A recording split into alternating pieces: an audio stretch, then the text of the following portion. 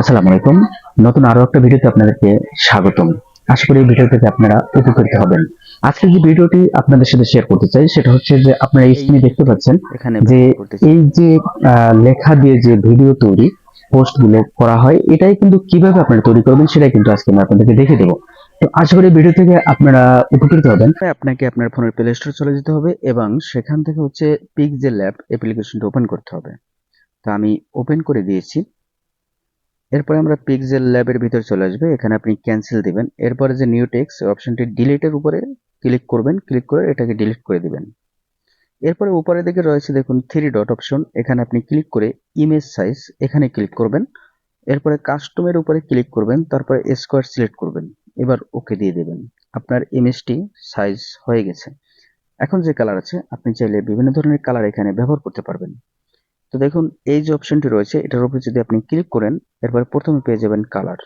So এখান থেকে আপনি কালার নির্বাচন করতে পারবেন। এছাড়াও এখান থেকেও আপনি বিভিন্ন ধরনের কালার নির্বাচন করতে পারবেন। তো দেখুন আমি হচ্ছে সাদা কালারটি সিলেক্ট করে দিলাম, এরপরে আমি ওকে দিয়ে দেব। এবার হচ্ছে আমরা কিছু টেক্সট এখানে অ্যাড করব।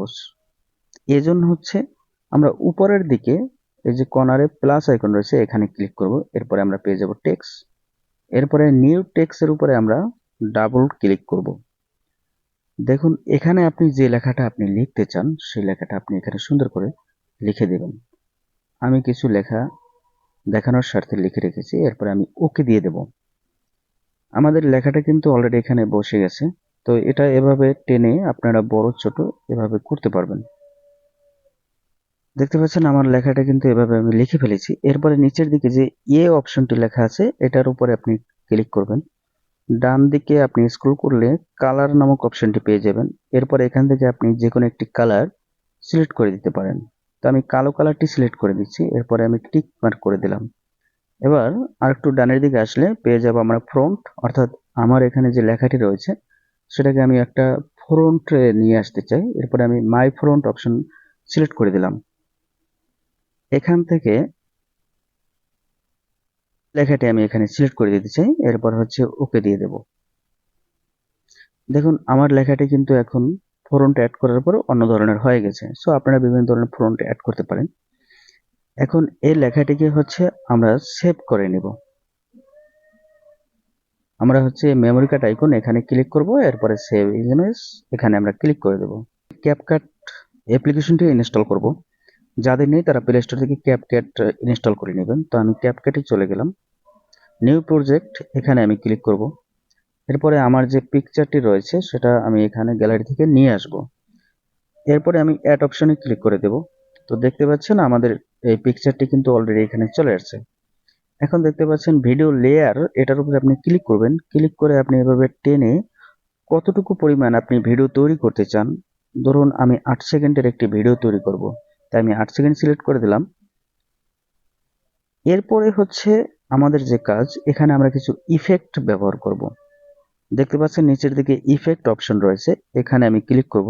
এরপরে হচ্ছে ভিডিও ইফেক্ট, এখানে আমি ক্লিক করব। এখানে ক্লিক করার পরে আমরা একটু ডান দিকে স্ক্রল করব। এখানে আপনারা দেখতে পাচ্ছেন ডিস্টরশন, সো এখানে আপনাকে ক্লিক করতে হবে। এখান থেকে হচ্ছে আমি একটি ইফেক্ট ব্যবহার করব। সো এখানে বিভিন্ন ধরনের ইফেক্ট রয়েছে। সো আপনি যে ইফেক্টটি আপনার পছন্দ হয়, আপনি আপনার ভিডিওকে সৌন্দর্য করার জন্য আপনি যে কোনো ইফেক্ট আপনি ব্যবহার করতে পারেন।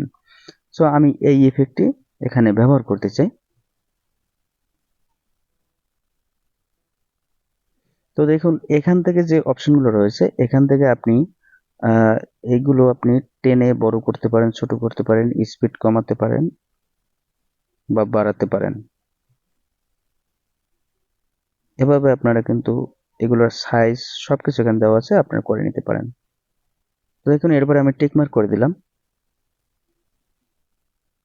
আরো একটি ইফেক্ট ব্যবহার করতে চাই, তাই আমি ভিডিওতে ক্লিক করলাম। এরপরে আপনার এখানে রয়েছে রেট্রো, সো এখানে আমি ক্লিক করব। এখানে ক্লিক করার পরে হচ্ছে এই যে ইফেক্টটি রয়েছে, আমি এই ইফেক্টটি ব্যবহার করতে চাই। তো দেখুন এই ইফেক্টটি যদি আমি ব্যবহার করি তাহলে আমার ভিডিওটা এভাবে হবে। সো এখানে এ ধরনের বিভিন্ন ধরনের বা এখানে বিভিন্ন ধরনের ইফেক্ট রয়েছে। আপনাদের যেগুলো ভালো হয় সেগুলো আপনারা এখান থেকে অনায়াসে ব্যবহার করতে পারবেন। আমি টিকমার্ক করে দিলাম।